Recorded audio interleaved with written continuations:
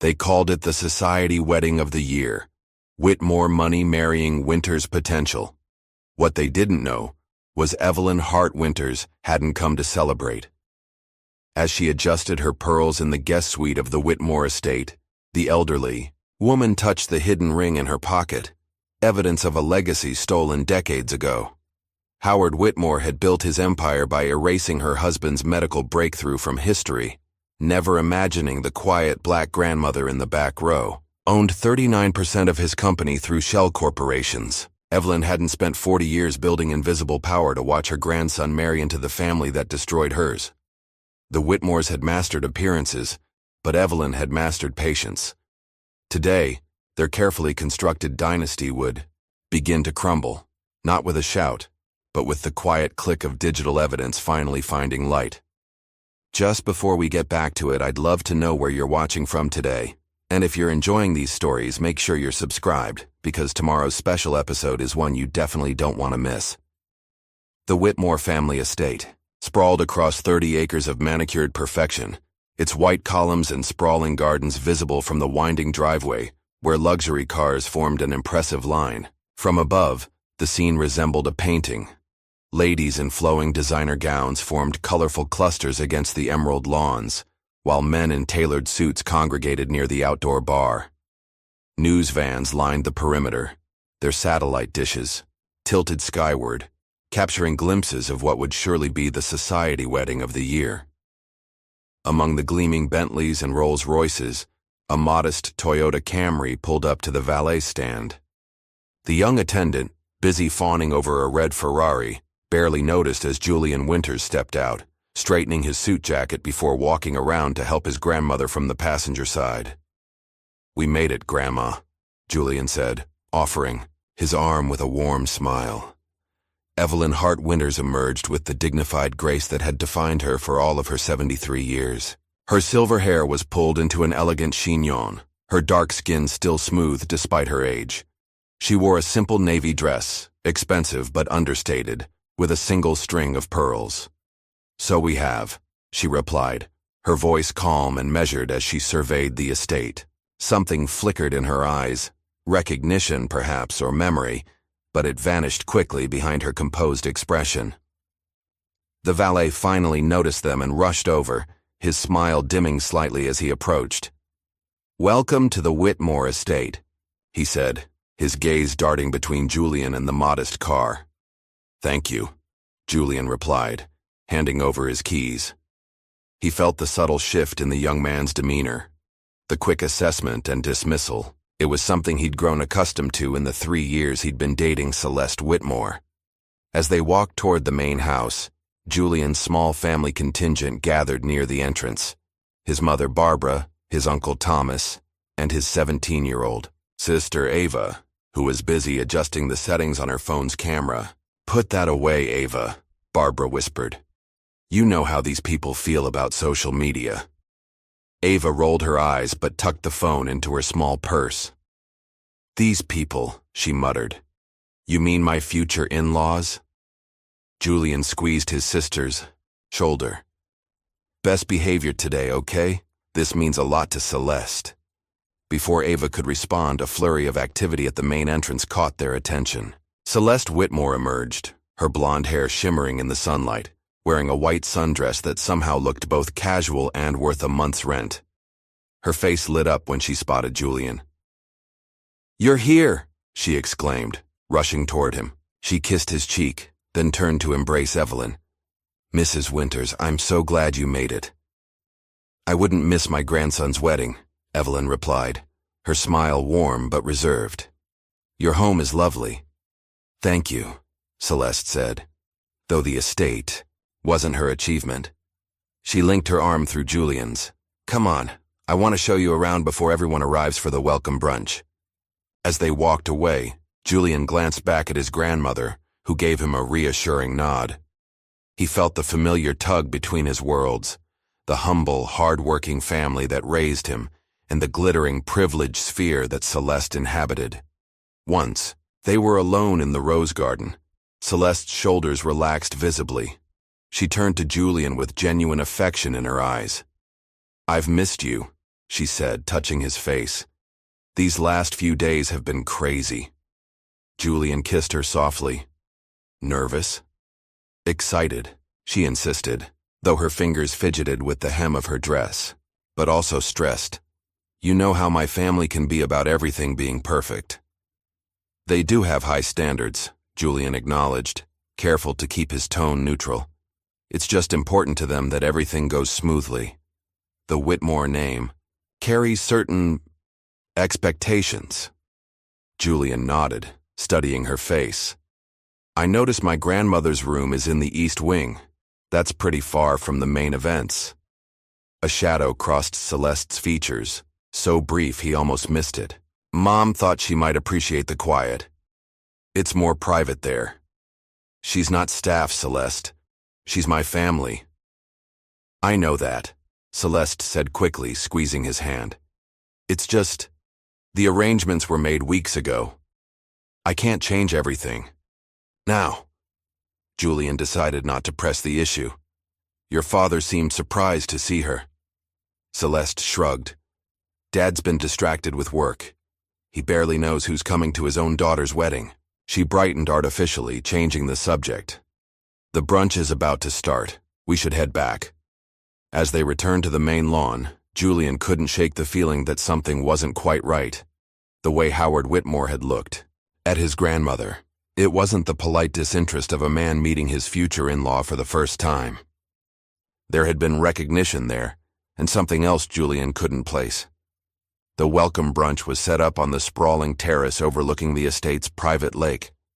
Round tables adorned with fresh flowers accommodated the 100-odd guests who had arrived for the pre-wedding festivities.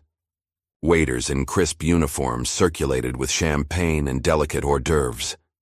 Evelyn sat at a table with Barbara and Thomas, her posture perfect, her expression pleasantly neutral as she observed the crowd. Julian noticed how several guests glanced her way, then deliberately chose seats at other tables. His jaw tightened, but a warning look from his mother kept him from commenting. From a nearby table, an older woman in an expensive pink suit leaned toward her companion. I didn't realize the Groom'S family was, diverse, she said, her voice carrying just enough to be overheard. Howard's always been a bit of a social experimenter, her male companion replied with a chuckle. Remember that charity initiative for those urban schools? Same thing, different package. Evelyn gave no indication she'd heard them, but Julian noticed her fingers tighten slightly around her water glass. He started to rise, but his grandmother placed a hand on his arm. Not worth it, she murmured. Save your battles. Across the terrace, Howard Whitmore stood tall and imposing, his silver hair and tailored suit projecting authority and old money. His gaze swept the gathering until it landed on Evelyn. For a moment, something passed between them, a current of recognition that made Howard's confident smile falter. Evelyn met his stare evenly, her expression giving nothing away. Then, deliberately, she raised her glass in a small toast. Howard turned away, engaging a nearby guest in sudden animated conversation. Near the dessert table, a commotion drew Julian's attention. His sister Ava had her phone out, recording the elegant spread for her social media followers when a young man in his 20s, Julian recognized him as Celeste's cousin Brandon, stepped into her frame. Excuse me, he said with exaggerated politeness. The help isn't supposed to be filming. It's a privacy issue. Ava lowered her phone, her expression hardening. I'm not the help. I'm the groom's sister. Brandon's eyebrows rose in mock surprise. Oh, my mistake. You just looked so comfortable serving yourself back there. Julian was across the terrace in seconds, Celeste hurrying behind him. Is there a problem? He asked, his voice tight with controlled anger. Brandon's smirk faltered. At Julian's approach, just a misunderstanding about the photography policy. My sister isn't staff, Julian said clearly, his voice carrying to nearby tables. She's family. My family. An uncomfortable silence fell over the nearest tables. Celeste stepped forward, placing a hand on Julian's arm. Brandon, "This is Ava, Julian's sister," she said with forced brightness. "Ava, my cousin Brandon. I'm so sorry for the confusion. Brandon's had too much champagne already." She laughed lightly, attempting to diffuse the tension. Brandon shrugged, not quite apologetic. "Honest mistake." Ava slipped her phone back into her purse, her eyes downcast. "It's fine," she said, though her voice made it clear it wasn't. Julian guided his sister away, his anger simmering beneath his composed exterior. When they were out of earshot, Ava whispered, "This is going to be a long weekend, isn't it?" Julian couldn't disagree. Later that afternoon, as guests dispersed for pre-dinner activities, Julian found Evelyn sitting alone in the garden, watching birds at a nearby feeder. "You're quiet today, Grandma," he said, taking the seat beside her. "I'm observing," she replied. "It's what I do best." Julian hesitated. "Those people at brunch are not the first to underestimate me and won't be the last." She patted his hand. "I didn't raise your mother to shrink from uncomfortable rooms, and she didn't raise you that way either. It feels like we're outsiders here. Perhaps that's because we are." She looked toward the main house, where preparations for the rehearsal dinner were underway. But outsiders see things insiders miss. Julian studied his grandmother's face, noting the steel beneath her gentle demeanor. He remembered her strict household rules growing up, the way she drilled into him the importance of education, of preparation, of never showing weakness. As a child, he'd thought her overly severe. As an adult, he was beginning to understand. "You never talk about your past," he said, "before you married Grandpa." She smiled mysteriously. "Some stories are best saved for the right moment." The wedding. Rehearsal began promptly at 4, overseen by a renowned planner whose client list included celebrities and royalty. The wedding party assembled in the estate's private chapel, where Julian and Celeste practiced their procession and vows under the critical eye of Celeste's mother, Vivian Whitmore.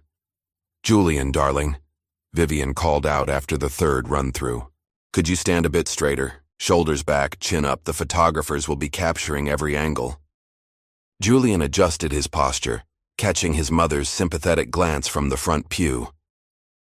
Vivian then turned her attention to Evelyn, who sat quietly observing.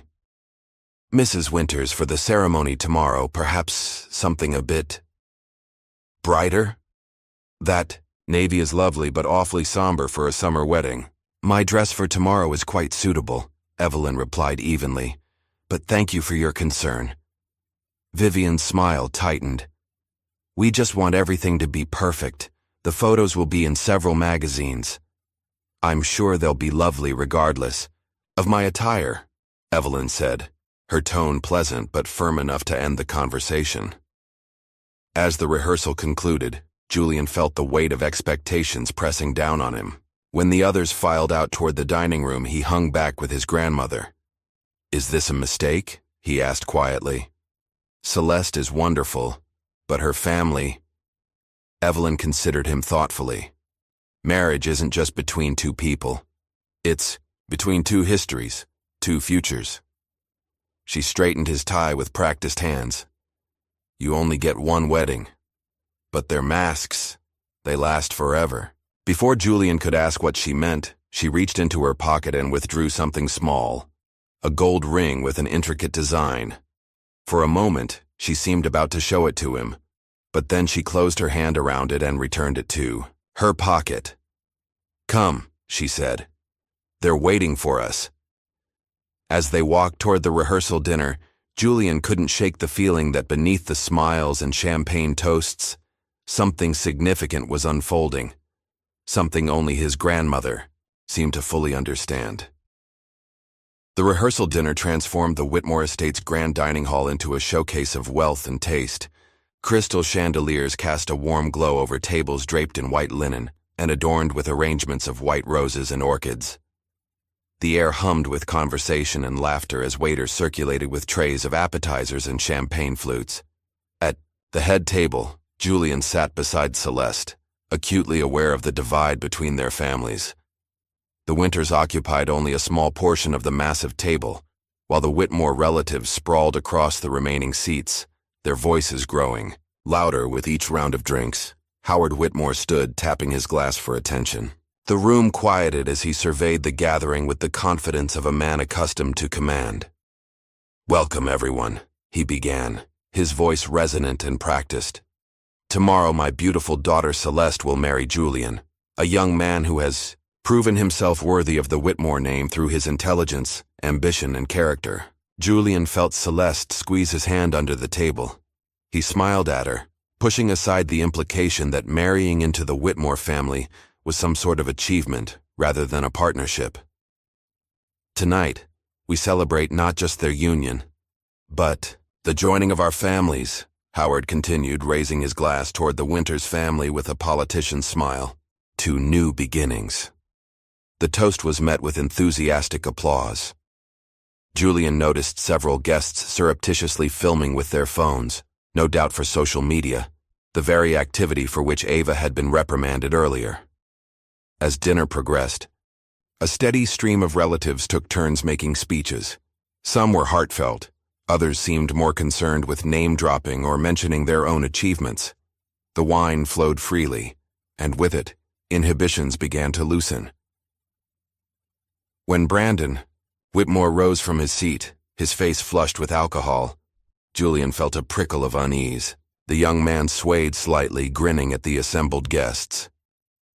"I'd like to propose a toast to the happy couple," Brandon announced, his words slightly slurred. "To my cousin Celeste, who's always had impeccable taste, in fashion, in food, and now in diversity initiatives." A nervous titter ran through the crowd.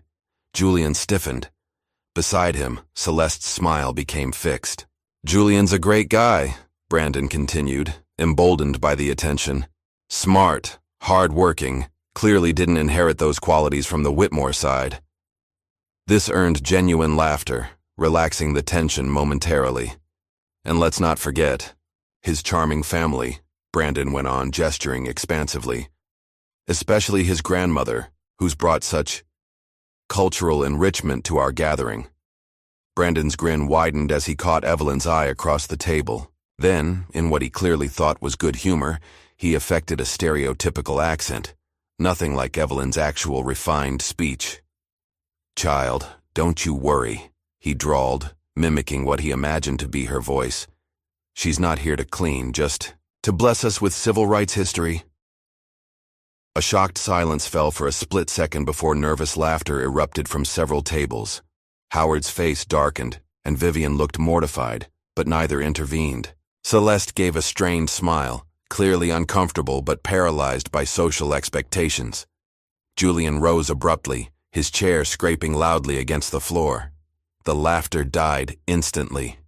"Julian," Celeste began, reaching for his arm.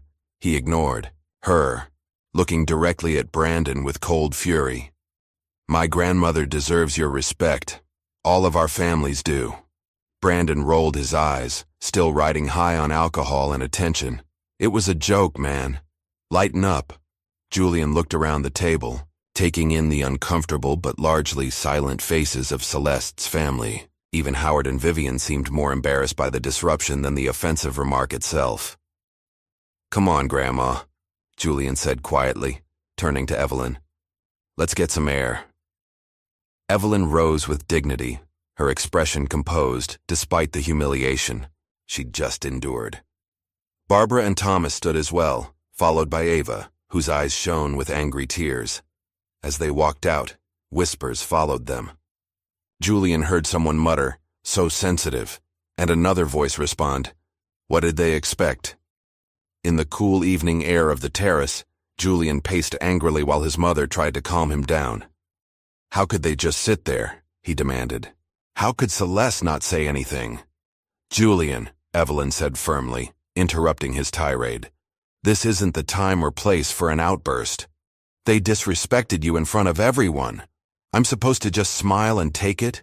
Evelyn placed a hand on his arm, her grip surprisingly strong. "Power is patience," she said quietly. Watch and wait. Reaction gives them control. Strategy gives us options. Julian shook his head in frustration. Why don't they respect us, Grandma?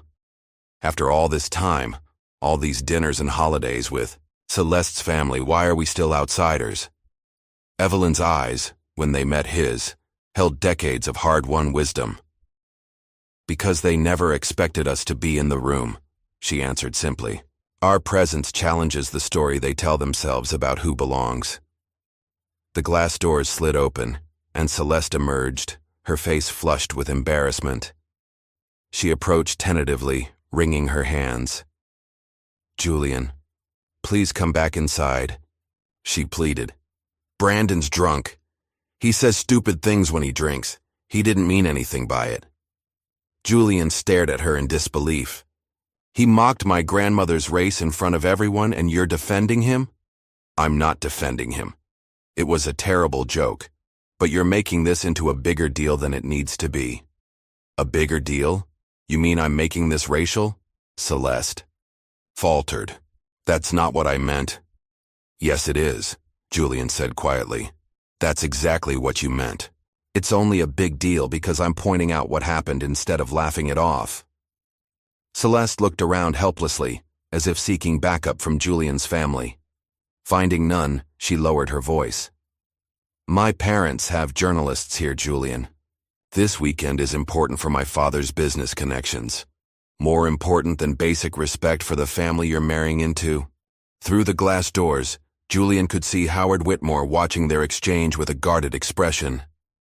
The older man's eyes were fixed not on his daughter or future son-in-law, but on Evelyn, his gaze calculating and wary. Celeste touched Julian's arm beseechingly. Please, Julian. For me. We can talk about this later, in private. Before Julian could respond, the doors opened again, and Vivian emerged, her social smile firmly in place. Everything all right out here? She asked brightly, as if there had been a minor misunderstanding rather than a deeply offensive incident. Just getting some fresh air, Evelyn replied smoothly before Julian could speak. It's a lovely evening. Vivian's relief was palpable. Wonderful. We're about to serve dessert, and then the band will start. The young people usually dance until midnight. As Vivian shepherded Celeste back inside, Howard appeared in the doorway. He hesitated, then approached Evelyn directly, ignoring the rest of the family. Mrs. Winters, he said in a low voice. A word of advice. You're playing with fire. That woman is not what she seems. With that cryptic warning, he returned to the party, leaving Julian staring after him in confusion. What did he mean by that? Julian asked his grandmother once they were alone. Evelyn watched Howard's retreating figure with a hint of amusement. He wasn't talking to me, she said enigmatically. He was talking to himself. Inside, the party continued as if nothing had happened. Brandon had been quietly removed from the room, and the band struck up a cheerful tune. Julian's family chose to retire early, citing fatigue from travel. Later that night, in her room in the East Wing, Ava sat cross-legged on her bed, her face illuminated by the glow of her phone screen. Her fingers flew across the keyboard as she uploaded a video to her social media accounts. Tonight at my brother's rehearsal dinner, she typed, this is how his fiancé's family treated our grandmother, who raised us after our dad died, who put my brother through college, who has more dignity in her little finger than all of these people combined. She hesitated for just a moment before pressing share, watching as the video began to spread, first to her followers and then beyond, gaining traction with each passing minute. The hashtag Fletcher Whitmore Wedding Shame appeared beneath the post, a digital match thrown onto dry tinder. In his own room, Julian sat on the edge of his bed, contemplating the events of the evening. A soft knock at the door revealed his Uncle Thomas, his expression troubled. Julian, he said without preamble, we need to talk about Evelyn. What about her? Thomas glanced down the hallway nervously. Has she ever told you who she really is? What she did before she married your grandfather? Julian frowned. She was a teacher, right? Before she started managing Grandpa's business affairs. Thomas shook his head slowly. There's so much more to it.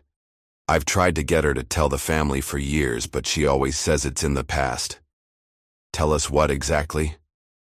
It's not my place, Thomas replied. But after tonight, maybe it's time you knew. Ask her, Julian. Ask her about the companies, the patents, the board positions. Ask her why a family like the Whitmores would be so uncomfortable around her. Before Julian could press for more details, Thomas withdrew, leaving him with more questions than answers. In her own room, Evelyn sat at the antique writing desk, calmly reviewing papers from a leather portfolio. The room was quiet, except for the occasional scratch of her pen. When a discreet knock sounded at her door, she didn't seem surprised. A man in a dark suit entered, his presence suggesting authority rather than service. He handed her a sealed leather folder.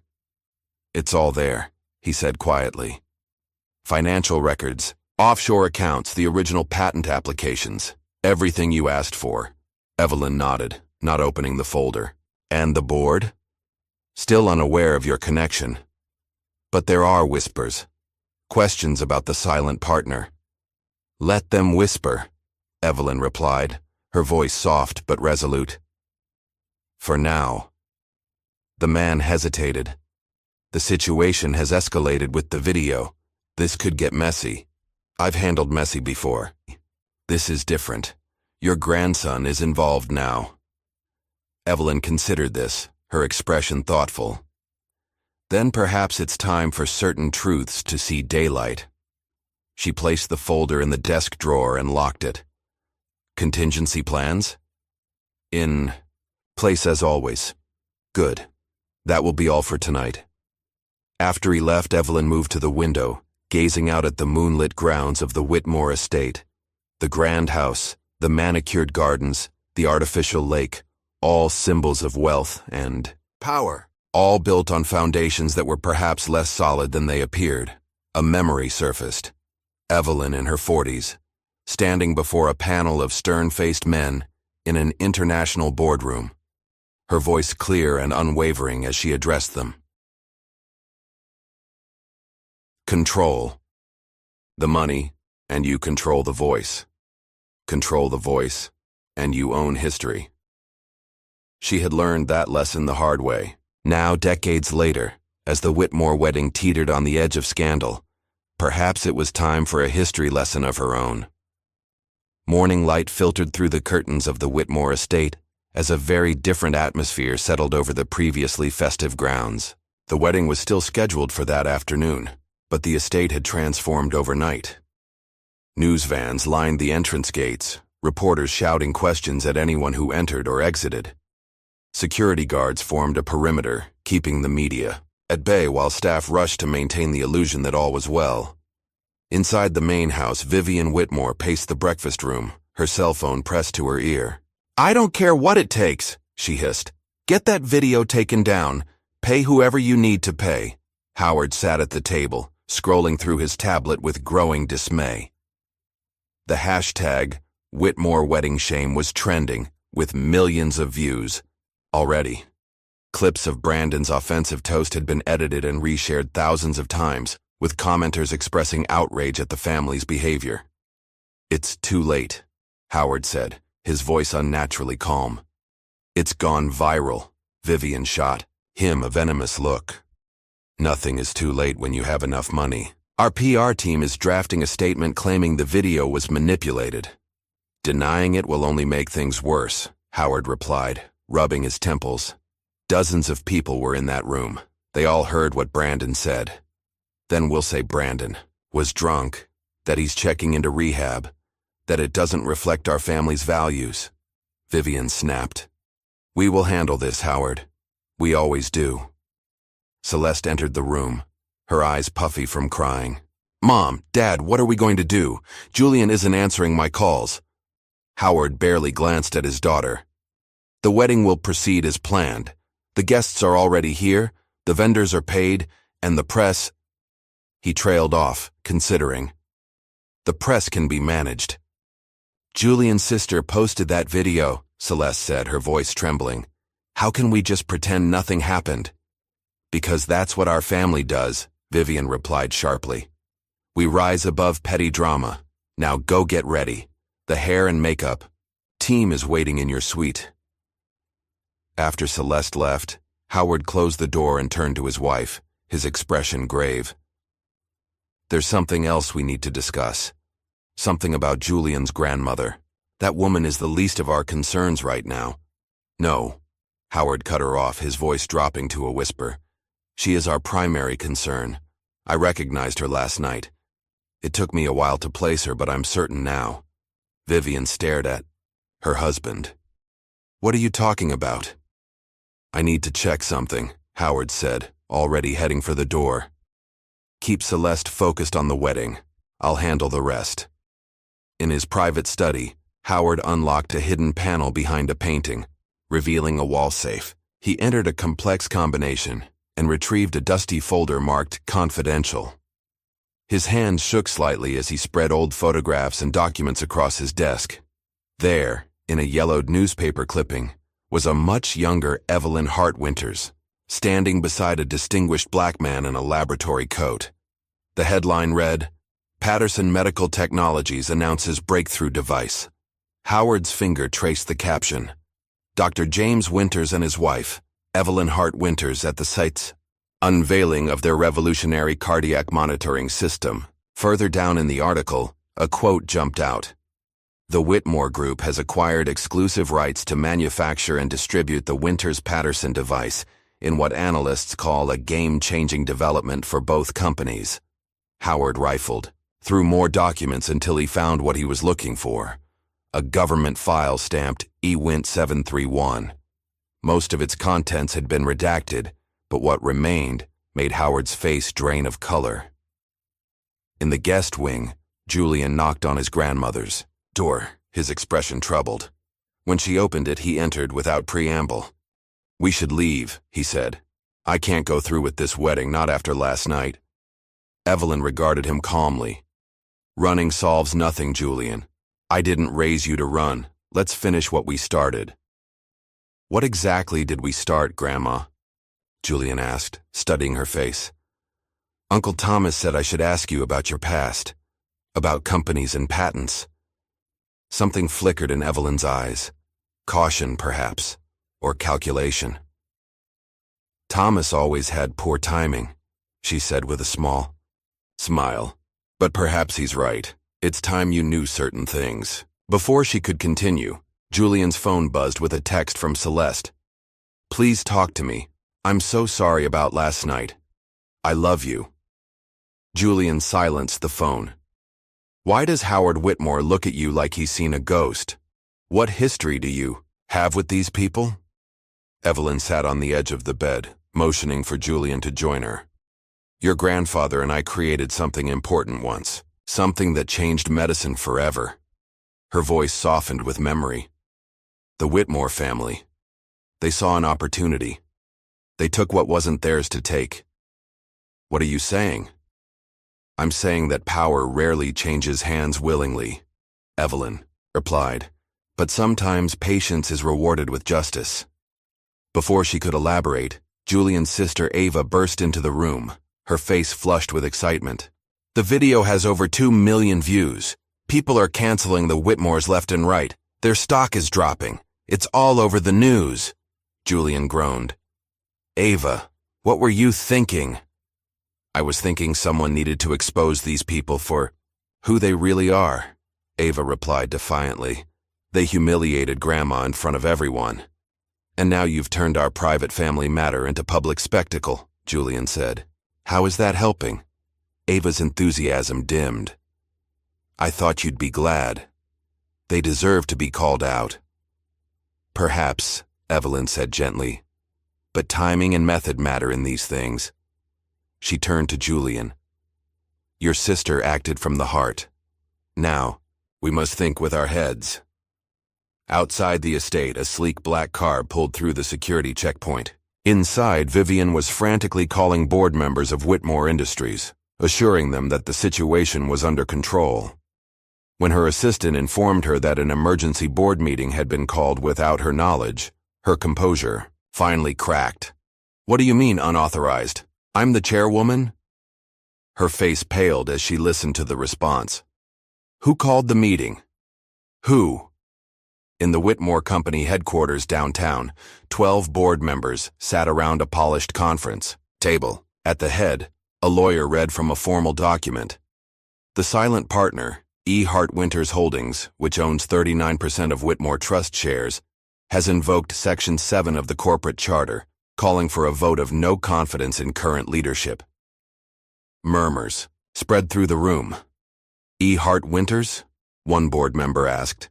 That shell company has never exercised voting rights before. Who's behind it?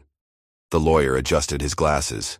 According to these documents, E. Hart Winters Holdings has been a silent partner since 1983, when the company acquired Patterson Medical Technologies. At the Whitmore estate, Celeste sat in her bridal suite, surrounded by dresses, flowers, and wedding gifts. Her bridesmaids fluttered around her, but their excited chatter felt hollow in light of the morning's events. When her mother entered, Celeste immediately noted her distress. What's wrong? Vivian forced a smile. Nothing you need to worry about, darling. The ceremony begins in 3 hours. Focus on becoming a beautiful bride. Did you talk to Julian? Your father is handling that situation. Celeste stood abruptly. This isn't a situation to be handled, Mom. This is my marriage. Exactly, Vivian snapped, her composure slipping. Your marriage to a family that is currently trying to destroy everything we've built. Did you know about his grandmother? Did Julian tell you who she really is? Celeste frowned. What are you talking about? Vivian waved her hand dismissively. Ask your father. He's the one who brought that woman into our lives all those years ago. As Vivian departed, Celeste slipped away from her attendants and made her way to her father's study. The door was ajar and she could hear Howard's agitated voice inside. I don't care what it takes, he was saying into his phone. Transfer every liquid asset to the Cayman account. Now before the markets close, Celeste pushed the door open. Dad? Howard startled, quickly ending his call. Celeste, shouldn't you be getting ready? What's going on? She demanded. Mom's acting strange. You're hiding in here making secret calls and nobody will tell me what's happening with Julian. Howard's expression softened. Come in, sweetheart. Close the door. He led her to a chair and poured her a small glass of brandy, something he'd never done before. There are things about the Winters family that I should have told you sooner. Like what? Howard took a deep breath. Julian's grandmother, Evelyn Hart Winters, once worked with her husband on a medical device, a revolutionary cardiac monitor that saved countless lives. He paused, choosing his words carefully. Our company acquired the rights to that device. So there were complications with the acquisition, legal gray areas. That device became the foundation of the Whitmore Medical Division. It's been our most profitable product line for decades. Celeste stared at her father. Are you saying you stole their invention? Howard's expression hardened. I'm saying business is complicated. Contracts are open to interpretation. The point is, Evelyn Hart Winters has spent decades building a case against our family. And now, through Julian, she's found her way in. That's ridiculous, Celeste exclaimed. Julian loves me. He's not part of some conspiracy. Maybe not knowingly, Howard conceded, but his grandmother is dangerous, Celeste. She built an empire from nothing, working through proxies and shell companies. She owns significant shares in our business through offshore accounts. She's been waiting for the perfect moment to strike. And you think my wedding is that moment? That's insane, Dad. Howard shook his head sadly. The timing is no coincidence. The viral video, the sudden media interest, the emergency board meeting. She's orchestrated all of it. Elsewhere in the estate, Evelyn Hart Winters left her room, alone, walking with purpose toward the small museum that showcased the Whitmore family history. The room was filled with photographs, artifacts, and plaques detailing the family's rise to prominence over generations. She moved slowly from display to display, noting the carefully curated narrative, old money, aristocratic connections, brilliant business acumen. Near the back wall, she paused before a glass case containing early prototypes of medical devices, including the cardiac monitor that had made the family billions. A tour guide approached, smiling professionally. "Interested in the Whitmore medical innovations?" "Very," Evelyn replied, studying the display card that credited Howard Whitmore with spearheading the development of the device. "This is a nice lie you've built here." The guide's smile faltered. "Excuse me?" "Nothing," Evelyn said pleasantly, just admiring the creative storytelling. As she left the museum, she checked her watch. The wedding was 2 hours away, but other wheels were already in motion. Events set in place decades ago finally coming to fruition. In Julian's room, he opened a small trunk his grandmother had given him that morning. Inside, he found old ledgers, correspondence with banks and political figures, and photographs of his grandfather with various dignitaries. One document particularly caught his attention. A patent application with both his grandparents' names clearly listed as primary inventors, with annotations showing how the patent had been quietly reassigned to Whitmore Industries through a complex series of legal maneuvers. Julian's phone rang, an unknown number. When he answered, a professional voice spoke. "Mr. Winters? I'm calling on behalf of certain interested parties. We've received intelligence that Whitmore Industries is attempting to liquidate your grandmother's holdings. They're moving funds offshore as we speak." Julian frowned. "What holdings? Who is this?" "A friend," the voice replied. "They don't know. It's her yet. The shell company has maintained anonymity for decades, but they suspect and they're trying to protect themselves. From what? From justice, Mr. Winters. From the reckoning that's been a long time coming." After the call ended, Julian sat heavily on his bed. The documents spread around him like pieces of a puzzle he was only beginning to comprehend. His grandmother had built something important, something that had been taken from her, and now, somehow, his relationship with Celeste had become entangled in a decades-old conflict he hadn't known existed. As the hour of the wedding approached, Evelyn returned to her room to find Howard Whitmore waiting for her. He stood by the window, aged but still imposing, his expression a mixture of anger and fear. "I know what you're doing," he said without preamble. "Using your own grandson as a pawn in your revenge scheme." Evelyn regarded him coolly. "Is that what you tell yourself, Howard? That I'm the villain in this story? You disappeared for 30 years. Why come back now? Why target my daughter?" "I didn't target anyone," Evelyn replied calmly. "Julian met Celeste at university. Their relationship has nothing to do with our past." Howard scoffed. "A convenient coincidence." "Not everything is a conspiracy, Howard. Sometimes it's just life bringing things full circle." Evelyn moved to her closet, removing the dress she planned to wear to the ceremony. "Your real concern isn't my presence here, it's what I know, what I can prove." Howard's jaw tightened. "Whatever grievances you think you have..."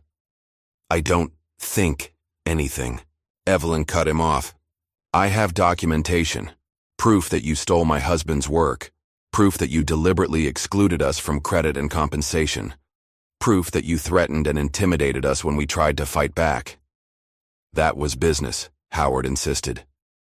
"Nothing personal," Evelyn smiled thinly. "Taking credit for another man's life's work isn't personal? Erasing us from history isn't personal?" She stepped closer, her voice dropping. "You stole more than patents and profits, Howard. You stole legacy." Outside, guests were beginning to arrive for the ceremony. The media presence had doubled, with reporters speculating about the viral video and what it might mean for the prominent Whitmore family. In the bridal suite, Celeste sat alone before the mirror, her wedding dress half-fastened, her mind racing with her father's revelations. When a knock came at the door, she expected her mother or a bridesmaid. Instead, Julian entered, looking somber in his tuxedo. "We need to talk," he said. "I know," Celeste replied, tears threatening to spill. "My father told me about your grandparents, Invention, about what our family did. Julian sat beside her, taking her hands in his. Did you know? Before today? Of course not, Celeste insisted. I would have told you. This is awful, Julian. I'm so ashamed. He studied her face, wanting to believe her. There's more to it than just the invention. Your family erased my grandparents from history. They took more than patents. They took credit for years of work. They took recognition. They took legacy. Celeste wiped away a tear. I'm not my parents, Julian. I had nothing to do with any of this. I know, he said softly. But you benefit from it every day. This house, your lifestyle, your family's reputation. It's all built on what they took from my family. What are you saying? Julian took a deep breath. I'm saying we can't pretend this isn't happening. We can't just walk down the aisle and exchange vows while your family is actively trying to hide what they did to mine. Celeste gripped his hands tighter. We can fix this. Together. After the wedding. That's just it, Julian interrupted gently. There's always a reason to wait, to keep the peace, to not rock the boat. Last night at dinner, when your cousin was mocking my grandmother, you smiled. You didn't stand up. You told me I was overreacting. I was caught off guard, Celeste protested. I didn't know what to do. And that's the problem, Julian said sadly. When things get uncomfortable, when true character is tested, you've consistently chosen the path of least resistance. As they sat in painful silence, the wedding planner knocked frantically at the door. Celeste, it's time. Everyone is seated. Julian stood, straightening his jacket. I'll see you out there.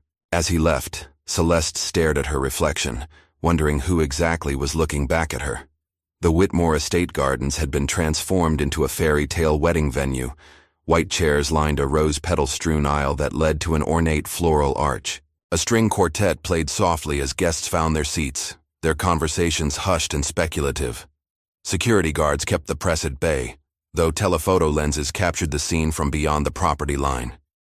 Several prominent guests had, quietly canceled, citing sudden schedule conflicts, but the majority had come, too invested in Whitmore connections to risk offense. Julian stood at the altar, his groomsmen beside him, his expression unreadable. His family sat in the front row on the groom's side, though Evelyn had been seated several rows back, a slight that hadn't gone unnoticed by the increasingly alert guests. A socialite in the third row leaned toward her companion, gesturing subtly toward Evelyn. They put the groom's grandmother in the back row, she whispered. She doesn't exactly match the decor, does she? The companion snickered behind her program, unaware that Julian's sister Ava was recording every word on her phone. The music swelled, signaling Celeste's arrival. Guests stood, turning to watch as Howard Whitmore escorted his daughter down the aisle. Celeste looked ethereal in her designer gown, though her smile seemed forced, and her eyes darted nervously to Julian as she approached. The officiant began the ceremony with practiced solemnity. Dearly beloved, we are gathered here today to witness the union of Celeste Whitmore and Julian Winters in holy matrimony. As the ceremony proceeded, Julian's gaze drifted to his grandmother, sitting straight-backed and dignified despite her deliberate placement away from the main family. She met his eyes briefly, her expression one of quiet strength. The officiant asked for the rings, and Julian's young cousin stepped forward with the pillow. Just as the exchange was about to occur, a commotion from the back rows disrupted the moment. Ava had suddenly slumped in her chair, her face pale. Is there a doctor? Someone called. Evelyn rose immediately, moving to her granddaughter's side while guests murmured and craned their necks to see. Celeste's mother, Vivian, seated in the front row, visibly tensed. Not now, she hissed to her husband. Not this nonsense. Howard placed a restraining hand on her arm, but not before several nearby guests had heard her callous remark. Julian left his position at the altar, hurrying to his sister. Ava, what's wrong? Just dizzy, Ava murmured, though her eyes communicated something different to her brother. Sorry to interrupt. Evelyn helped Ava to her feet. Let's get you some water, dear. Continue with the ceremony. The officiant cleared, his throat awkwardly. Shall we proceed? Julian returned to the altar, his expression now troubled. Celeste reached for his hand, but he seemed distracted, his thoughts clearly elsewhere. The vows, the officiant prompted gently. Celeste went first, her voice trembling slightly as she promised to love, honor, and cherish Julian for all her days. When it was Julian's turn, he hesitated, looking out at the assembled guests. Celeste's family and business associates largely on one side, his small family contingent on the other. Julian? The officiant prompted. Julian took a deep breath. I had vows prepared, beautiful ones, about how Celeste brought light into my life, how her smile could make the darkest day brighter. He paused, his expression hardening. But I can't stand here and speak of love and honesty while we're surrounded by lies. A shocked murmur rippled through the crowd, Celeste's face drained of color. Julian, please, she whispered. I'm sorry, Celeste, he said, his voice carrying across the now silent gathering. But are we really going to pretend this is love when we're surrounded by poison? When your family mocks mine, then tries to cover it up? When my grandmother is, seated in the back like an afterthought? When the very foundation of your family's wealth was built by stealing from mine? Howard Whitmore stood abruptly. That's enough. This is neither the time nor place. It never is it? Julian retorted. There's never a right time to acknowledge the truth. Well, I'm making the time. Right here, right now. Guests began to whisper frantically. Several pulled out phones, discreetly recording despite the no photography signs. Evelyn rose from where she'd been attending to Ava. With quiet dignity, she approached Julian. Come, she said simply, holding out her hand. Julian took it, turning to Celeste one last time. I do love you, he said softly. But I can't marry into a family that refuses to acknowledge their wrongs, that values appearance over substance, that would rather perpetuate injustice than face uncomfortable truths. With that, he followed his grandmother down the aisle, past the shocked faces of the guests. Ava quickly joined them, then Barbara and Thomas forming a unified front as they exited the garden. Celeste stood frozen at the altar, humiliation and heartbreak warring on her face. Her mother rushed to her side while Howard conferred urgently with their security team. Get those photographers off the property, he ordered. No one releases any images from this debacle. But it was too late. Despite the security team's efforts, images of Julian's departure were already circulating online, accompanied by speculation and rumor. The Sir Whitmore wedding shame hashtag exploded with new content, each post driving the family further into crisis. That evening, in a secure office across town, Evelyn sat before a computer, methodically working through digital files. Her fingers moved deftly across the keyboard as she attached documents to emails, entered password sequences, and activated dormant accounts. A secure phone on the desk rang once. She answered it without preamble. It's done, she said simply. Send everything to the list I provided.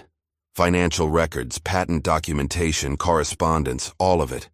On the other end, a professional voice confirmed, the federal agencies have been notified. The financial press has received the initial package. Social media influencers are primed with the historical timeline. By morning, it will be everywhere. Evelyn ended the call, then opened a folder containing decades-old photographs, her late husband in his laboratory, demonstrating the cardiac device he'd invented, Evelyn herself presenting data to a medical conference, both of them receiving an award that had later been scrubbed from official records. Next to these, she placed recent clippings about Whitmore Industries' market dominance in medical technology, all built on the foundation of that initial stolen innovation. This is only the beginning, she whispered to herself, closing the folder.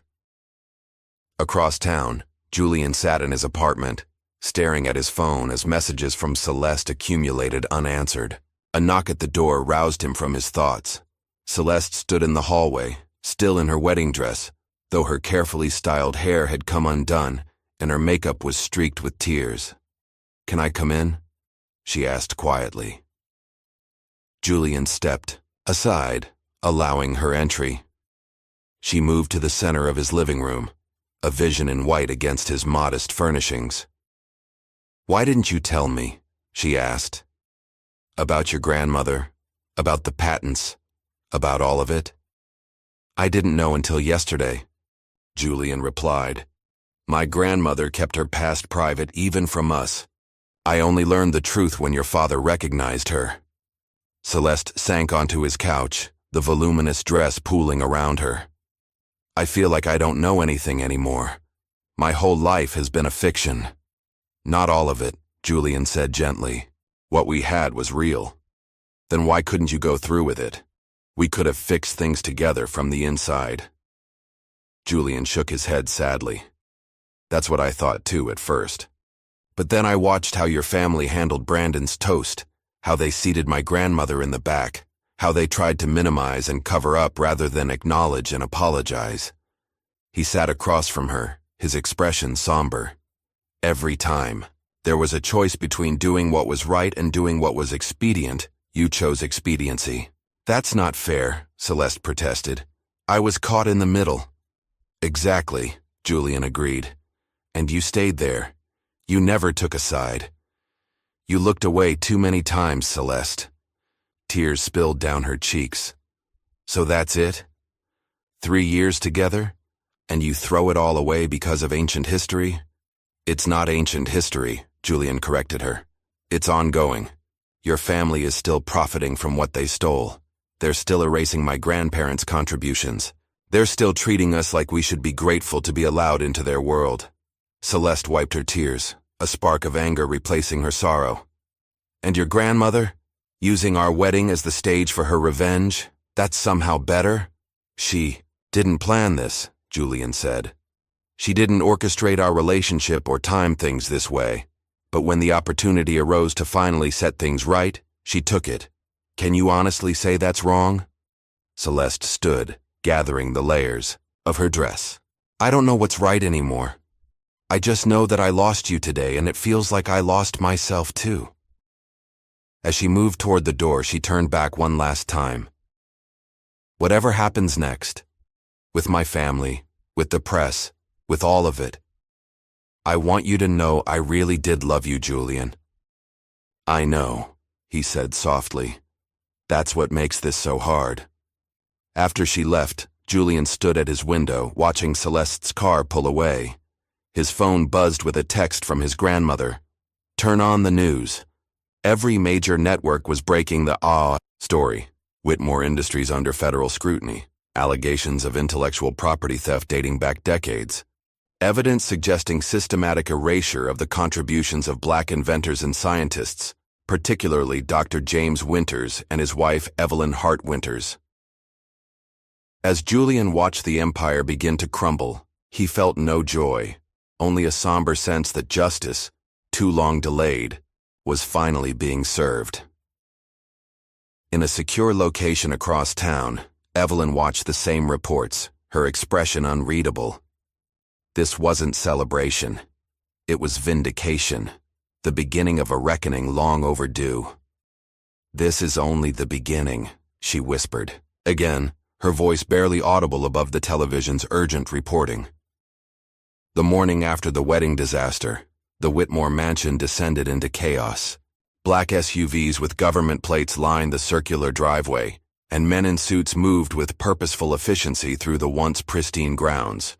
Federal agents presented Howard Whitmore with a thick stack of documents, his lawyer's face turning ashen as he skimmed the contents. "Search and seizure," Howard's voice cracked with disbelief. "On what grounds?" The lead agent, a stern woman with gray-streaked hair, handed him another document. "Financial fraud, intellectual property theft, tax evasion, and obstruction of justice for starters. We have a warrant for all financial records dating back to 1983. Howard's lawyer pulled him aside, whispering urgently, "Don't say another word. This is serious, Howard. Those documents they're citing, they shouldn't exist. Someone had access to internal records." Outside the estate gates, news vans created a media encampment. Reporters thrust microphones at anyone, entering or leaving, their questions sharp and relentless. Is it true the Whitmore fortune was built on stolen patents? What can you tell us about Evelyn Hart Winters? Was the wedding cancellation related to the federal investigation? Headlines blasted across every major outlet. Wedding scandal leads to massive financial probe of Whitmore empire. Evelyn's name remained conspicuously absent from most reports, a calculated omission that would make the eventual revelation all the more explosive. In the mansion's east wing, Vivian Whitmore paced frantically, phone pressed to her ear as she barked orders at the family's crisis management team. I don't care what it costs. Kill this story. Buy whoever you need to buy. Howard burst into the room, slamming the door behind him. His face was flushed with rage and fear. It's worse than we thought, he growled. She owns 39% of our legacy brand. 39%. Through a shell corporation called E. Hart Winters Holdings. Vivian sank onto a chaise lounge, her perfectly manicured hand trembling as she covered her mouth. How is that possible? We would have known. She's been inside the walls this whole time, Howard muttered, pouring himself a generous scotch despite the early hour. Watching, waiting, building her case year after year while we thought we were untouchable. What do? Howard downed his drink in one swallow. Call the board. Call our offshore bankers. We move everything tonight before they freeze the accounts. Across town, in her luxury penthouse suite, Celeste sat alone on the edge of her bed. Still in her wedding dress from the night before, she stared blankly at the television as every news channel dissected her family's downfall and her public humiliation. Her phone buzzed constantly with messages from friends, colleagues, and countless reporters, all seeking comments or expressing performative sympathy. She scrolled through photos of her and Julian, memories of 3 years together now tainted by revelations she could barely process. With each picture she deleted another moment, another false promise of their future. Wedding gifts sat unopened in the corner, mocking reminders of celebrations that would never happen. A news alert interrupted her thoughts. Exclusive. Whitmore Industries accused of decades-long scheme to appropriate black inventors' work. The accompanying video showed grainy footage of Julian's grandfather receiving an award that history had later attributed to Howard Whitmore.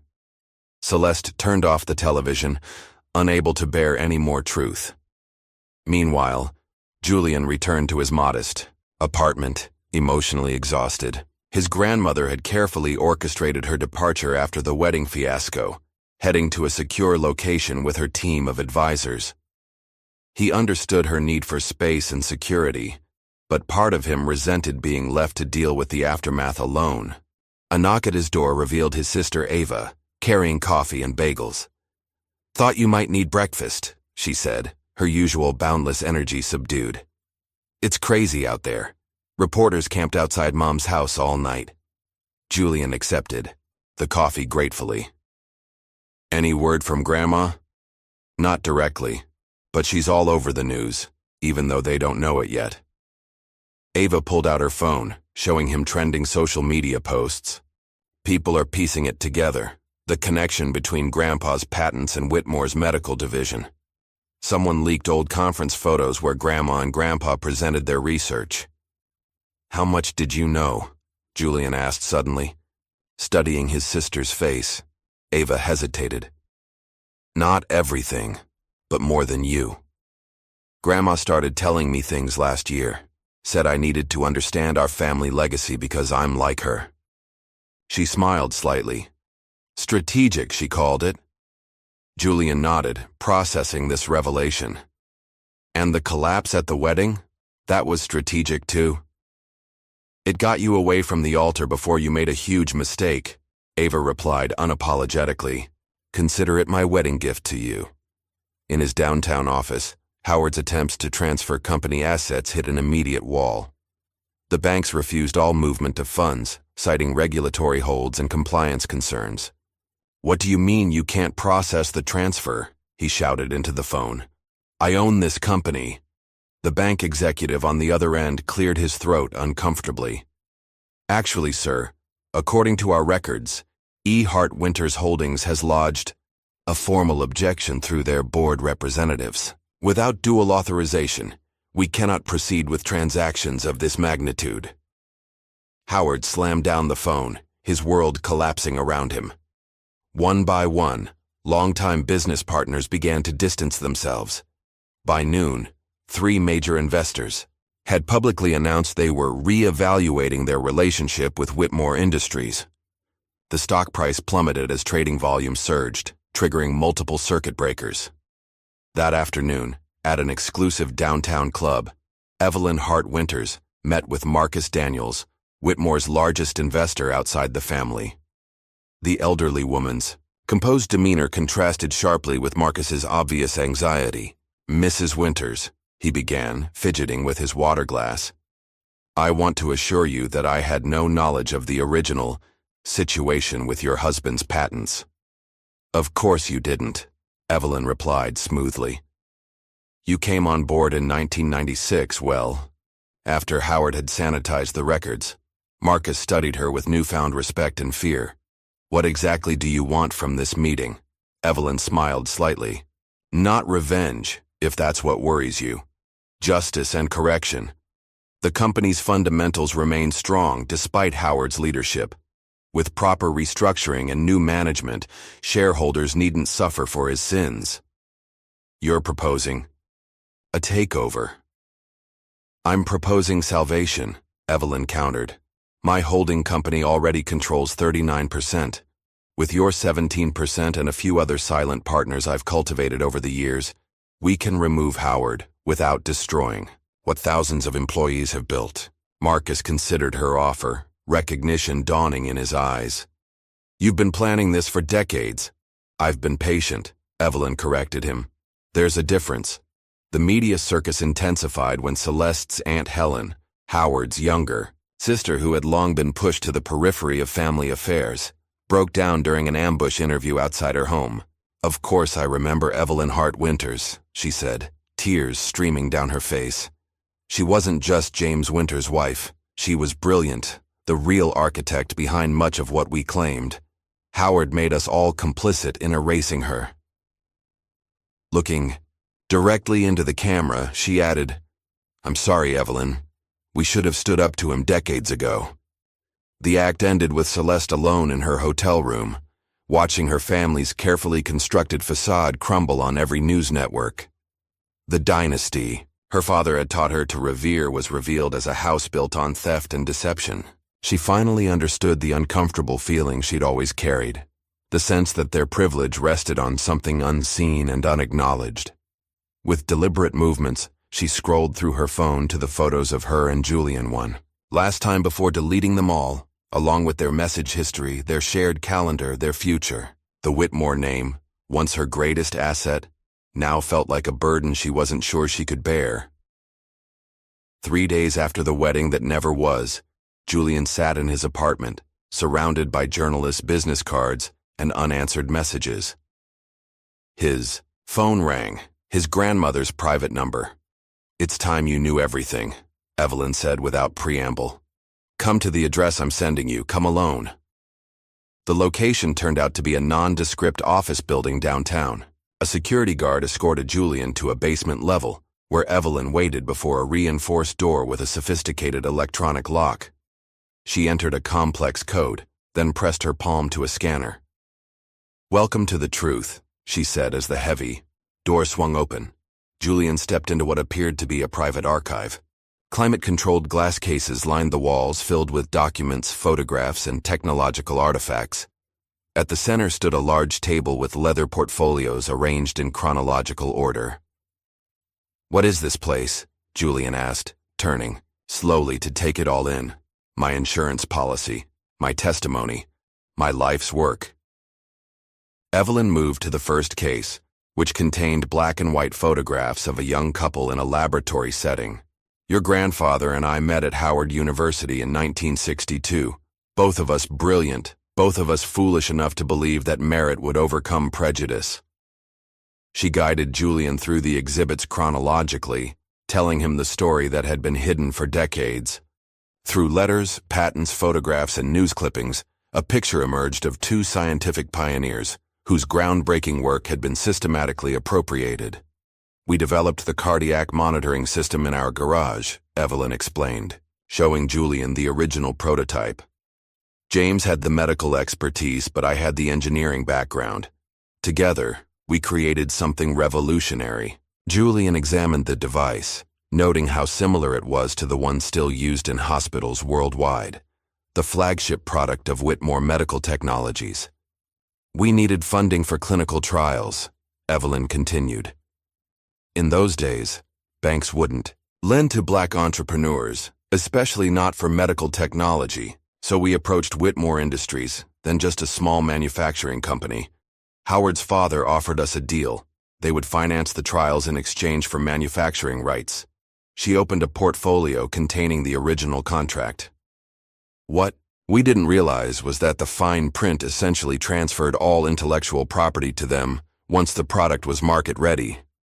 When we objected, they simply froze us out, claimed James was merely a consultant, that the actual innovation came from their R&D team. Julian's anger grew as he moved through the timeline, seeing newspaper clippings where his grandfather's contributions were minimized, then erased entirely. Why didn't you fight back? Sue them? Evelyn's laugh held no humor. With what resources? Against their army of lawyers? In a legal system that still saw us as second-class citizens? She shook her head. We tried. For 2 years we fought through proper channels. Then James had his first heart attack from the stress. That's when I changed strategies. She led Julian to another section, this one documenting her transformation. In my youth, I was denied business licenses because of my race. So I created proxies and offshore trusts. I built a hidden network of investments specifically designed to fly under the radar. Julian examined photographs of Evelyn with powerful figures in finance and politics, always in the background, always watching and learning. While James focused on new inventions, I focused on building power. When banks wouldn't lend to me, directly I found white business partners who would front the applications. When companies wouldn't hire me, I bought shares and influenced them through proxies. All this time, Julian murmured, we thought you were just Grandpa's supportive wife. That was by design, Evelyn replied. The world wasn't ready to acknowledge a black woman as a strategic power player. My invisibility became my strength. She moved to a section devoted to Whitmore Industries, revealing decades of meticulously gathered evidence, financial irregularities, tax avoidance schemes, discriminatory hiring practices, and the systematic appropriation of innovations from smaller companies. My greatest regret, Evelyn said softly, touching a photograph of her husband in his laboratory, was not fighting publicly when the Whitmores took your grandfather's name off the patent for the cardiac monitor. He died believing his contribution would be forgotten. Julian studied his grandmother's face, seeing the steel beneath her gentle exterior. Why didn't you tell me any of this? All these years, I thought you were just my strict grandmother who wanted me to study hard and stand up straight. Evelyn smiled sadly. If I raised you to believe the world owed you kindness, you would have been broken by now. She took his hands in hers. I raised you to be strong, to be prepared, to understand that justice sometimes requires patience. Did you know? When I started dating Celeste? Did you plan this? Evelyn shook her head. Life has its own poetry, Julian. I didn't orchestrate your relationship. But when I realized who she was, I knew the universe was offering me a chance I'd waited decades for. Not revenge, restoration.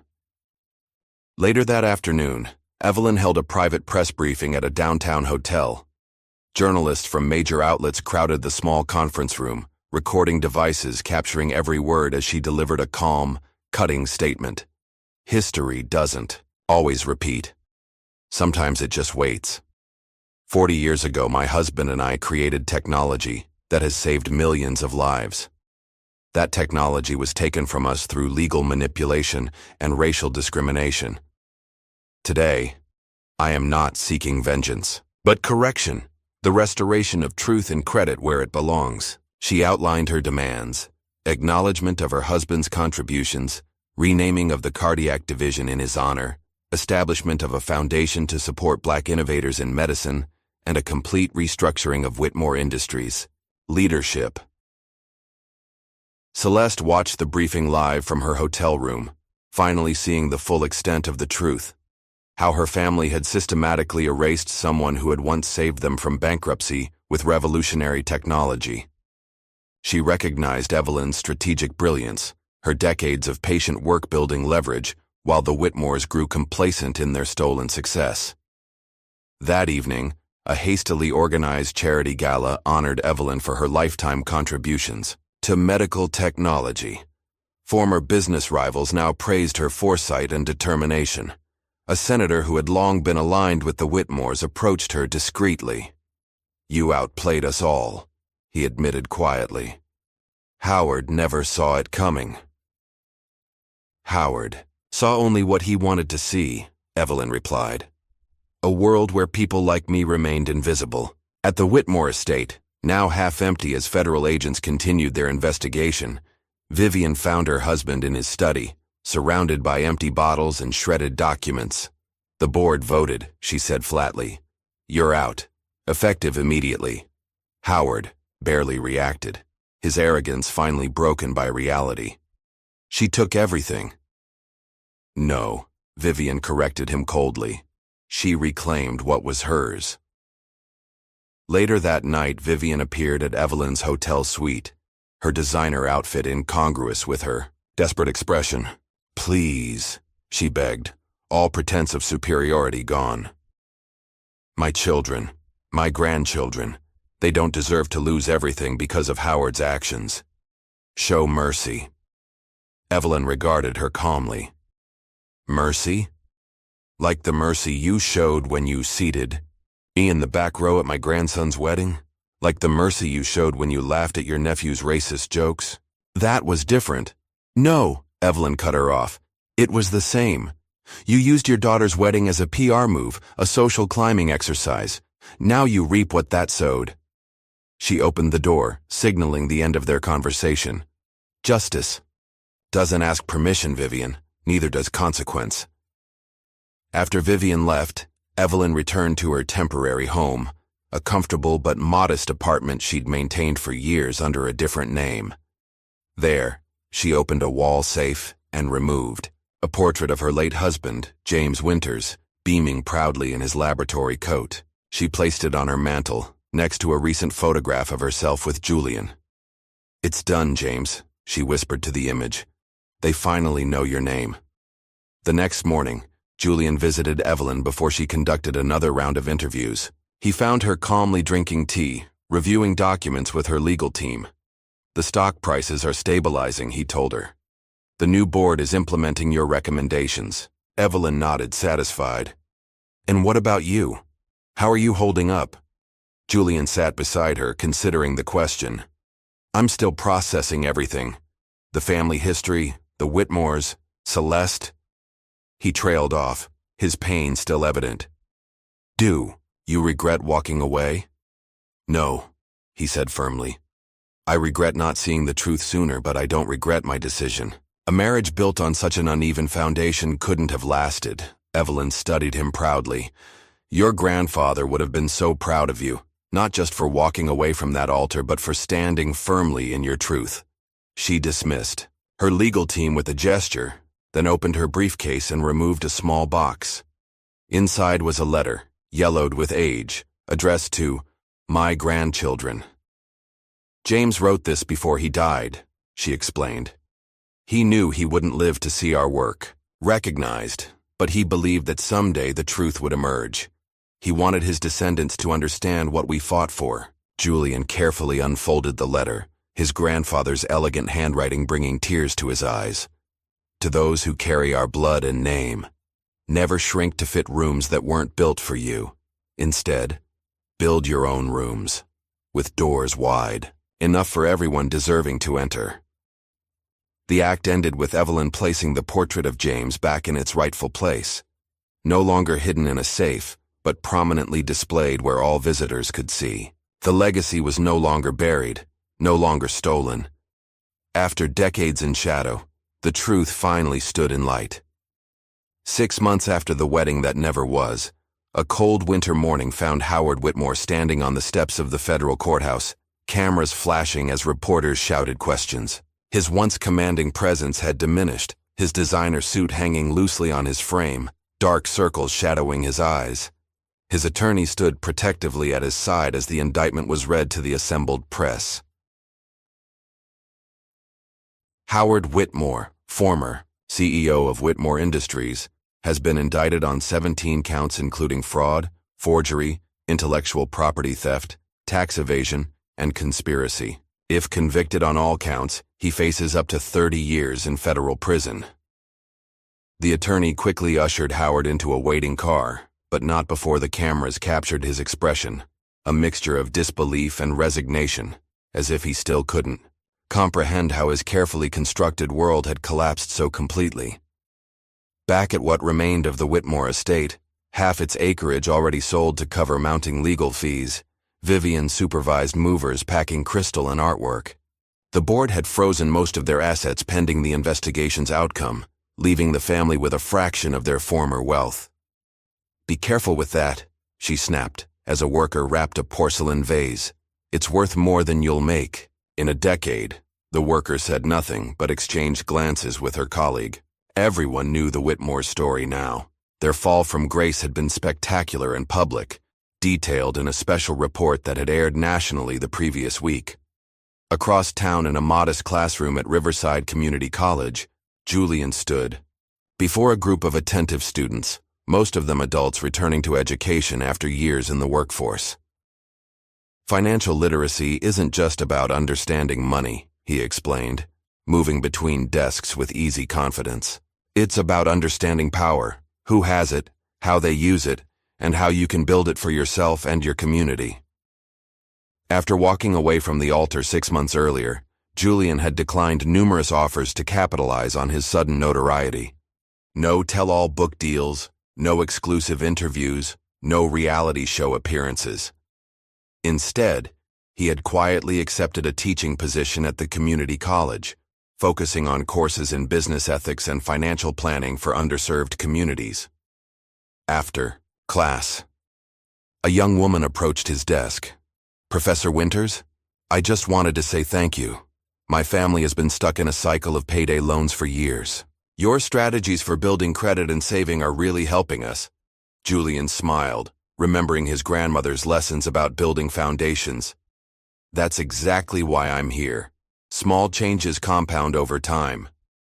That evening, Julian returned to his new apartment. Smaller than his previous place, but deliberately chosen to be walking distance from the college. His sister Ava waited in the lobby, camera equipment in tow. "Ready for our meeting?" she asked, bouncing with her characteristic energy. At 23, Ava had channeled her social media savvy into something more substantial.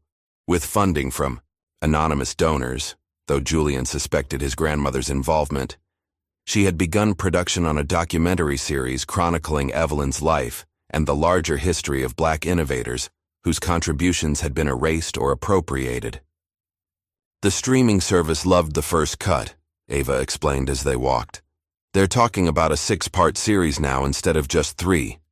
People are fascinated by Grandma, this quiet, dignified woman who outmaneuvered corporate titans at their own game." Julian smiled at his sister's enthusiasm. "How is she handling the attention?" "You know, Grandma, giving them just enough to keep them interested, but keeping the real depth for family." Ava adjusted her camera bag. "She wants you to have this, by the way." She handed Julian a small wooden box. Inside was a handwritten letter on Evelyn's distinctive stationery, addressed to "my grandchildren's children." "She wrote it years ago," Ava explained. "A letter to future generations, warning them to never shrink to fit rooms that weren't built for them." Julian traced the elegant handwriting with his finger. "She always played the long game, didn't she? Thinking generations ahead while we were worried about next week. That's why she won." Ava replied simply. Across town, the prestigious event planning firm that had orchestrated what should have been the society wedding of the year filed a lawsuit against the Whitmore family. The complaint cited breach of contract, defamation, and damages to their reputation resulting from the viral scandal. Our client's business has suffered substantially from association with the Whitmore name, their attorney told reporters. High-profile clients have canceled contracts worth millions. The damage is ongoing and significant. This new legal challenge added to the growing circus surrounding the Whitmore downfall. Tabloids tracked their every move, documentaries dissected their rise and fall, and late-night comedians found endless material in their disgrace. In Switzerland, Vivian's sister escaped the media frenzy by fleeing the country, ostensibly for health treatments, but actually to avoid potential subpoenas in her brother-in-law's case. Other extended family members publicly distanced themselves, claiming they had always had concerns about Howard's business practices. Celeste Whitmore, however, made a different choice.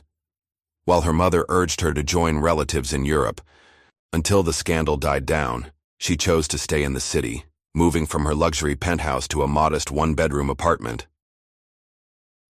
On a bright spring morning, Julian was surprised to receive a text from an unknown number. "I'm back in town. Could we talk?" No pressure, just closure. Celeste. They met at a quiet cafe far from their usual haunts. Julian arrived first, choosing a corner table away from windows. When Celeste entered, he almost didn't recognize her. Gone were the designer, clothes, and perfect blowout. Instead, she wore simple jeans and a sweater, her hair pulled back in a ponytail. "Thank you for meeting me," she said, sliding into the seat across from him. "I know you probably had 100 reasons to decline." Julian studied her face, thinner now, with a new kind of awareness in her eyes. "You look different." "I am different," she acknowledged. "Everything's different now."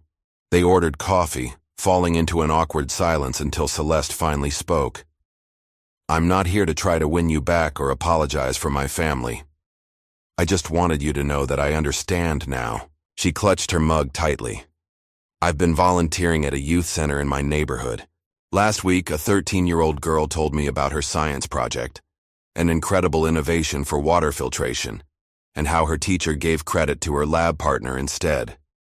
Julian nodded, understanding the parallel. "For the first time, I truly understood what your grandparents went through," Celeste continued. "Not just intellectually, but emotionally. The injustice of having your work, your ideas, your contributions simply erased. It changes people," Julian said quietly. "Living with that kind of erasure." Celeste met his eyes. "I want you to know I've cut ties with most of my family's money. I'm working at a women's shelter now, using my background in event planning to help with their fundraisers." "That's good, Celeste. I'm glad you found something meaningful." She hesitated, then asked, "Can we ever be friends, Julian? Not now, not soon, but someday?" Julian considered the question carefully. "Some things can't be undone," he finally said. "But people can change. I believe that. It wasn't forgiveness exactly, but it was acknowledgement. Recognition that she, too, was on a journey toward understanding." That evening, Julian received an unexpected package. Inside was a small black velvet box containing the engagement ring he had given Celeste, along with a note. "This belongs with you now. I hope it finds a worthy hand someday." The gesture brought unexpected tears, not for what might have been, but for the growth they had both experienced through loss. The wedding planner's lawsuit against the Whitmores proceeded rapidly through the courts, adding another layer of public humiliation to their downfall. Media coverage framed it as another example of the family's hubris coming back to haunt them, one more brick falling from a crumbling empire. As spring turned to summer, Celeste's mother left the country, unable to bear the continued scrutiny and social rejection.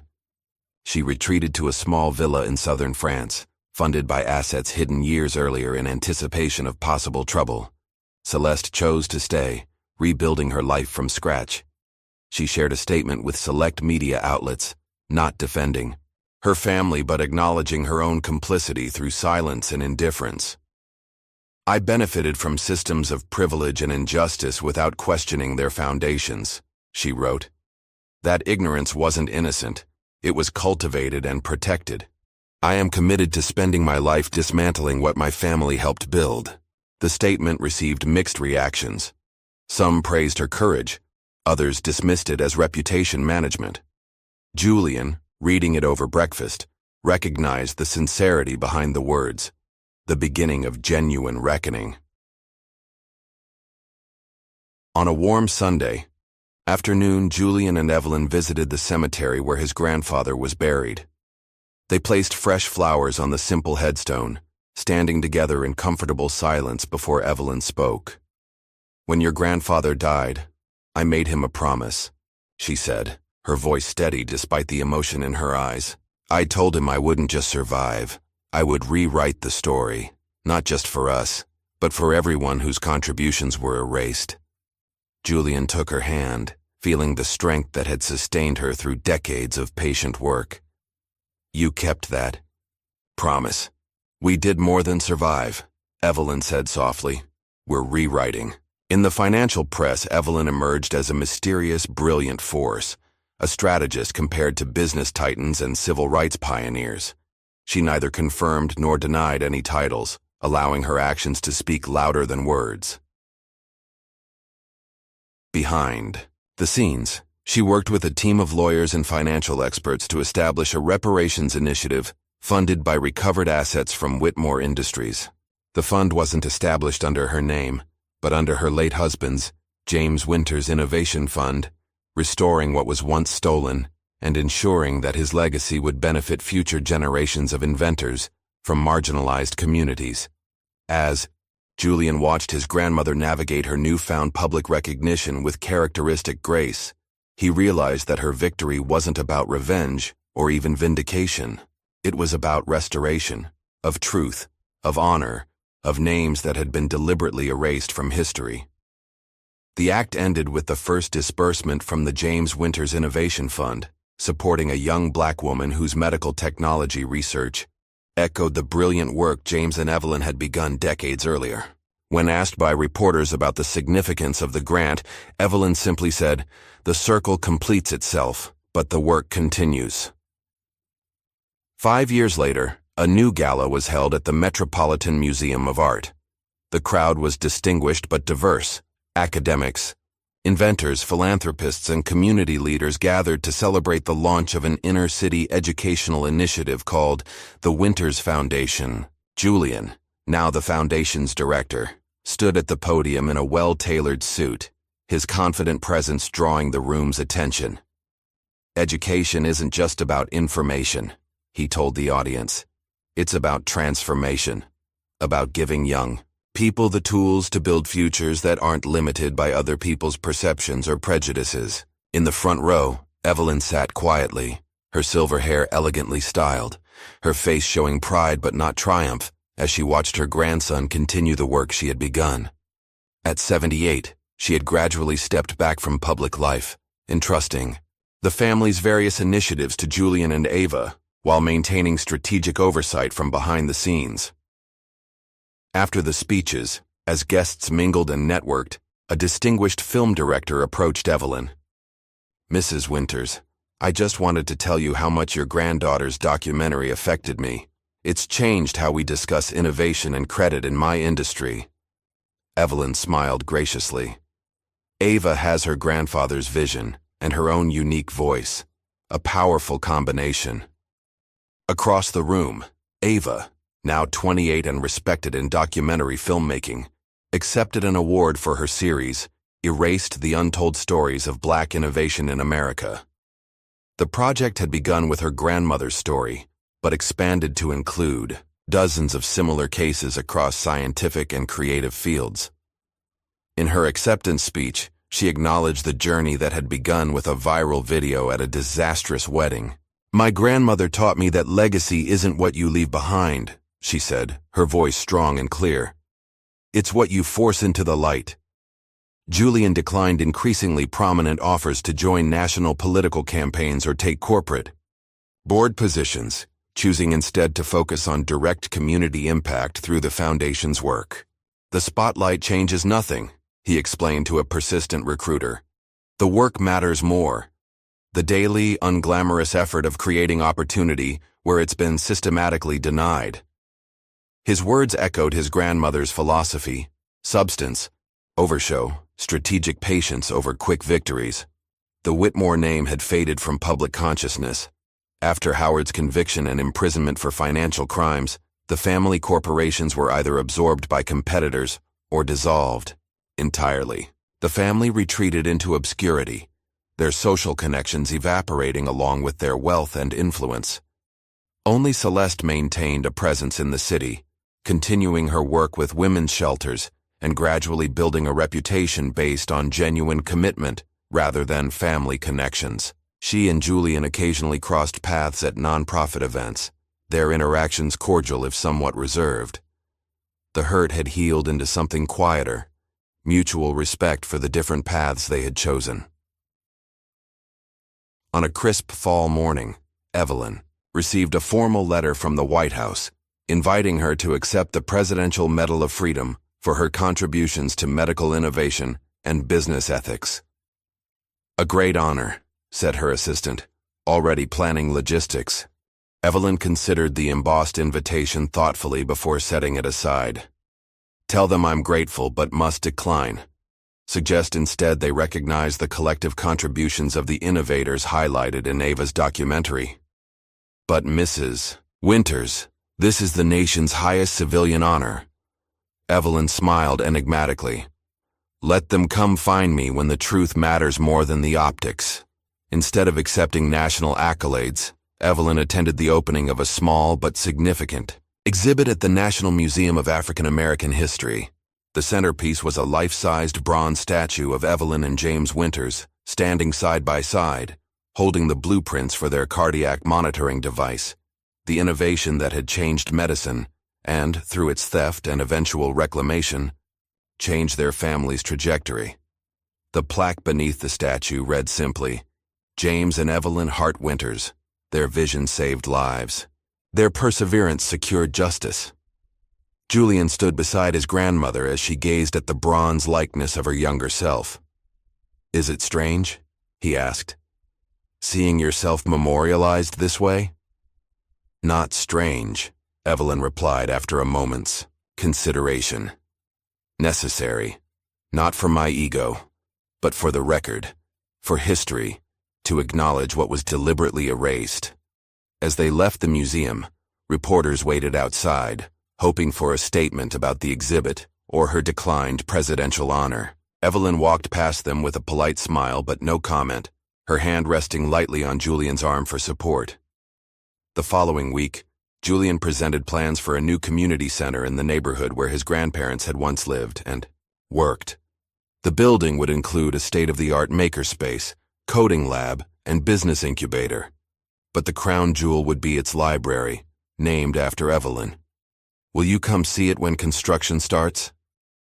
he asked his grandmother over Sunday dinner. Evelyn nodded, though something in her expression suggested she was already looking beyond this project to horizons Julian couldn't yet see. "Just once," she said. "The rest is for you to build." 3 months later, without announcement or fanfare, Evelyn Hart Winters disappeared from public life. She sold her city apartment, transferred operational control of her remaining business interest to Julian, and moved to a small farmhouse in rural Vermont that she had purchased decades earlier under another name. There, surrounded by fields and forests rather than boardrooms and cameras, she planted a garden, read voraciously, and corresponded with a small circle of trusted associates. Her strategic mind remained sharp, her influence still felt in decisions made by the foundations and initiatives she had established, but her direct presence faded like a deliberate watermark, visible only when you knew exactly where to look. 1 spring morning. A young girl from a neighboring farm spotted Evelyn tending to her sunflowers. Curious, she approached the fence. "Are you the woman from the news?" she asked bluntly. "The one who took down that big company?" Evelyn smiled, removing her gardening gloves to shake the child's hand properly. "I used to be," she replied. Neither confirming nor denying. "And who might you be?" "Amara Johnson. I'm going to be an inventor when I grow up." "A worthy ambition," Evelyn said, studying the girl's intelligent eyes. "Would you like to hear a story about an inventor I once knew?"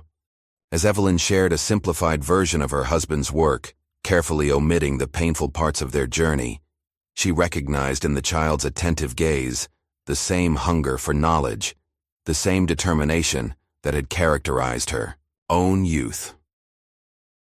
When Amara left, promising to return the following day for more stories, Evelyn returned to her gardening with renewed purpose. The seeds she had planted, both literal and figurative, would continue to grow long after she was gone. The story closed as she watched the sun rise over her field of sunflowers. Their faces turned eastward toward the light. Her legacy secured, not in buildings or bank accounts, but in the changed landscape of possibility for those who would come after her. Her family safe, her silence finally broken, her truth finally known. In the distance, Julian's car appeared on the rural road, coming. To visit? To share news of the Foundation's latest success, to continue learning from the woman who had taught him that justice, like all worthwhile things, required both vision and patience. As she raised her hand in greeting, Evelyn's expression held, not triumph but contentment, the quiet satisfaction of a strategist whose long game had finally perfectly played out. Was justice served? Or was it revenge? And how long would you wait to reclaim what was rightfully yours? If this story of patience, power, and long overdue reckoning captivated you, hit that like button and subscribe for more tales of justice served cold.